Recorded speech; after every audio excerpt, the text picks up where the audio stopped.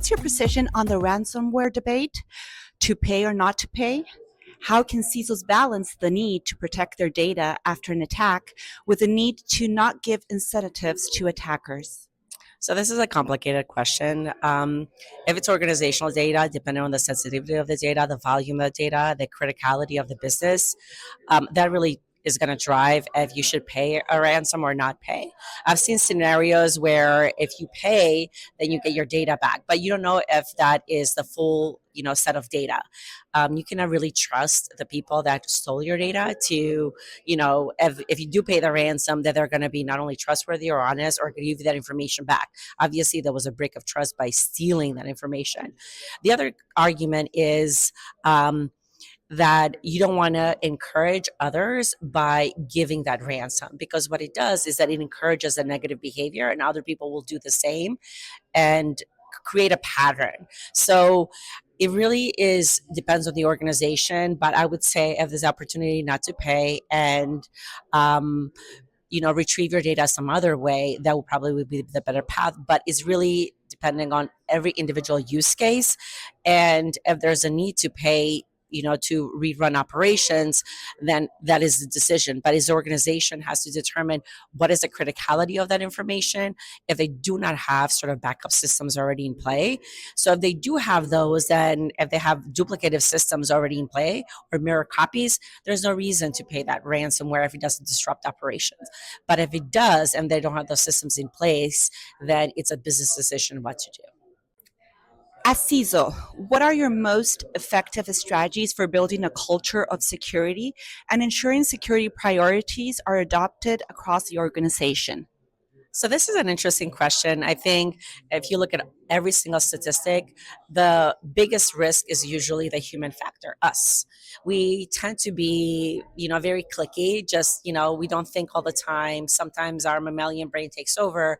And usually with emails that have urgency or they have some sort of time limited aspect of it, we get fooled because our brains are set up in a way to respond to crises.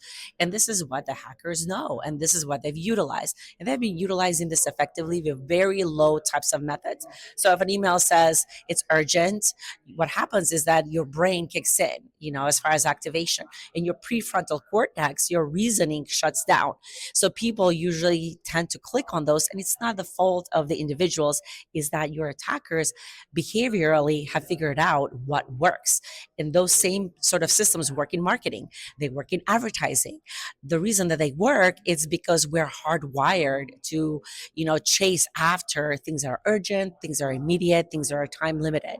So for us, one of the biggest challenges is training our staff to sort of take a step back, stop, think, is this a legitimate email?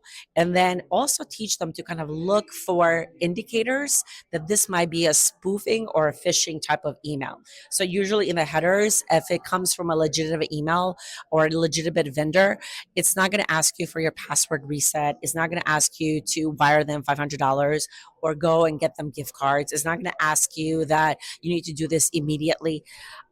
All of that can be verified. So it's for our staff, what we're doing is really we're doing a pretty large cybersecurity campaign right now. And what we're doing is that we're doing social media posts on a weekly basis, a bi-weekly basis, kind of sharing, how do you surf the internet safely? How do you, look out for potential emails or spoofing? So now it's not just emails. You get SMS messages, text messages that can, get your information. People call you. There's multimodal channels and omni-channels way to get to you, and there's different ways to collect your information. So it makes our job much harder, because now we have to teach our staff to ensure that if they're in a public place, not to jump on a public, access Wi-Fi. I've done it, and I'm a CISO, right? And everybody else has done it. So it's really, really hard. And teaching our staff, like, this is a secure phone with secure network. How do you tether your phone? How do you jump onto a secure network or a VPN in order to ensure that the data doesn't get, intercepted by the man in the middle of attacks? That's what they're called. How do you select vendors or partners given how important it is to be able to trust them? And what is the single biggest determinative factor when selecting a partner or vendor? That's a really important question because a lot of, like, we're in the healthcare business. We're not in the cybersecurity business. We're not a technology company. We're a human services and a healthcare company. So for us, you have to work with your technology partners. You have to work with your cybersecurity vendors. And you want to ensure that they have the technology that's like the latest and greatest. And also they're on top of the trends of what's happening across the world regarding, cybersecurity attacks. So we work very closely with multiple vendors, pretty large corporations. And for us, what it is reputation, their experience, as well as the ability to scale and bring in resources in case we need them. Um, so we have, I'm not going to mention all the vendors that we partner with. There are many, but the way usually I see cybersecurity and vendor management is that you have to have a Swiss cheese approach. So what do I mean by that? Like when you think of like Swiss cheese, if you slice it, it has multiple holes, right? But if you have multiple holes and you stack the Swiss cheese, then if the attack gets in one hole, is going to be blocked in the second and the third and the fourth. So what we're doing is that we're layering, or you could call it a layer cake.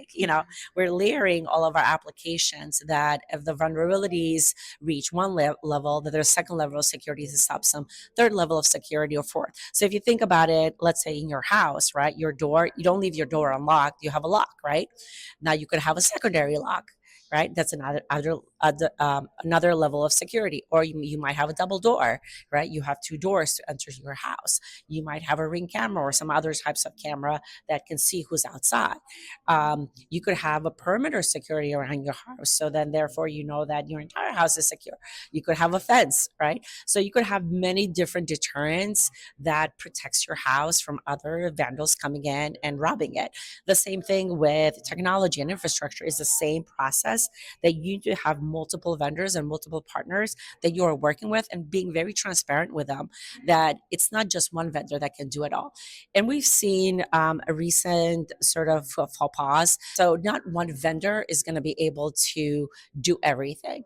And that's really important for organizations to think about who we need to partner with, what value add do they bring to the organization, what do we need. The other thing that is really important to think about. So, for example, if you have like $100 bill and you put it on the floor, somebody can easily steal it, right? If you put it in a box, it's hidden, but it's still exposed, right? So if you put it in a box and you put it, inside a bag, that's less exposed, maybe. And then let's say you put it, take that $100 bill and then you put it in a vault, and then you put a whole bunch of security. The important thing is that if you think of the $100 as your data, is that level of security worth all the data? So, for example, in that case, if I have a Fort Knox, I'm paying much more for the security than the value of that data. So, the other thing that organizations need to understand is that what types of data do they have? What does it look like? What are the crown jewels? And I use that in cybersecurity all the time. But what it really means is that not all data is the same. Some is much more sensitive and much more value add to the organization. So the level of security for that type of data needs to be different. And organizations need to think about what that looks like within their enterprise. So in my case example, for the $100 bill, you don't want to put everything in one bucket and spend all that money for something. If somebody steals it, okay, if I paid $5,000 for $100, what is my ROI for that? I'm losing money. So the security needs to be met with your data strategy. It can not be on alone, because it doesn't make sense that way. So for organizations, I think it's important for them to think about their data strategy as well as their sort of security strategy in tandem and parallel. What's the biggest gap you see in how most companies approach third party risk? So I think a lot of the companies give third parties a lot of trust, and that's a big mistake. Huge mistake, I think, that a lot of most organizations, I think, in the 80s and 90s moved to the cloud, and 2000s as well, and then it's sort of that has accelerated, and then we move more into like private cloud, hyper cloud. So you have multiple different platforms. And a lot of vendors, I think that like a lot of our partners as well, have moved into what are called software as a service, infrastructure as a service, different types of service related applications. The challenge with that, even software as a service or infrastructure or any of those PaaS, IaaS, SaaS or SaaS solutions is that you're trusting the vendor. So you're telling them you have the expertise in this application. We're going to use your application. Your data stays in that application. And you're entrusting that vendor with securing your data. And that is a mistake because you could have five different vendors that you're using, and all five might have a different types of disaster recovery strategy, security strategy, different types of strategies. So that leaves the organization at a gap. How do you do that analysis? And what I've seen lately is like there's another group of vendors coming in that basically assess those, different types of vendors, and they look for potential risk in each of those different categories. And the way to fill that is that you don't trust. Cybersecurity, we use a term that calls zero trust. Um, and the reason that we use zero or you don't trust is because that's where vulnerabilities come in. It's sort of verify, then trust, rather than trust and verify. And the reason for that approach, even with our SaaS providers, is that because there's such variability, it behooves every single organization to have a really good cybersecurity strategy, number one, disaster strategy, number two, but also really assess each of your vendors in a strategic way and understand what their security strategies are in cases of, systems getting shut down or faulty code being deployed, or even ransomware. So any of those things that might impact operations upstream will impact you downstream. So it's really important to have a multi-phased approach to your security, but also, a verification approach right up front. What's the best way to maintain a real-time, accurate inventory of your assets and attack surface? And what tools or processes have been most critical? So the best way to have most accurate inventory of assets is doing that initial assessment to understand what your threat landscape looks like. I think that's really, really important. The other thing, there's plenty of tools now in the market that I hadn't seen a few years ago that do that job exactly.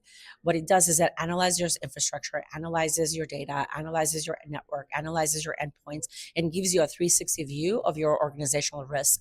So that way you're able to have a better understanding where are your risk areas and how to fill them best. It's definitely a laborious process. Some of the new technology and tools, even AI tools, help with that because it's just scale. Even for us, we get multiple signals a day, across the board.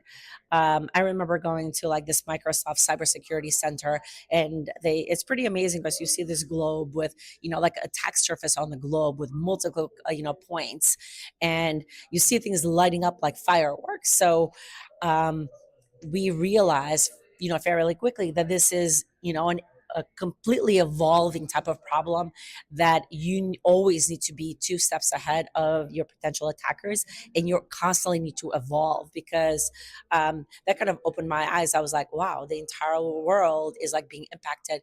So if there is any network or internet access, any endpoint, that's potential vulnerabilities right there. So if you think the entire world, everyone's vulnerable except for different areas where you have nothing, maybe the Amazon rainforest somewhere. But I think even there that you have like researchers with, cameras and satellites.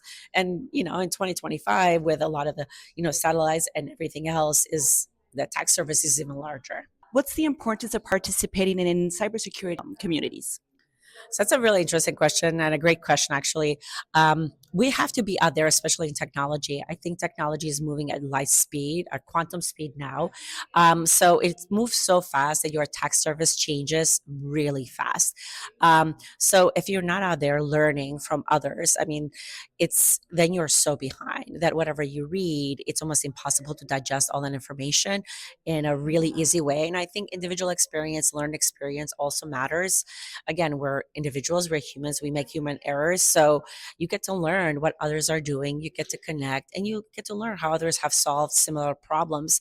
I don't think you would get that if you're just reading like a white paper or a manual or just sitting in those regular cybersecurity calls. So this kind of, these types of conferences, information security conferences, bring groups of individuals with similar interests, not only backgrounds, but similar problems. And you get to learn from others what they have done. And you get to learn some new tips and tricks that you could take back to your organization and say, I learned this, we're doing this. Can we apply that and test it out? So it's always important to keep abreast of current events, but also it's important to participate in these types of conferences.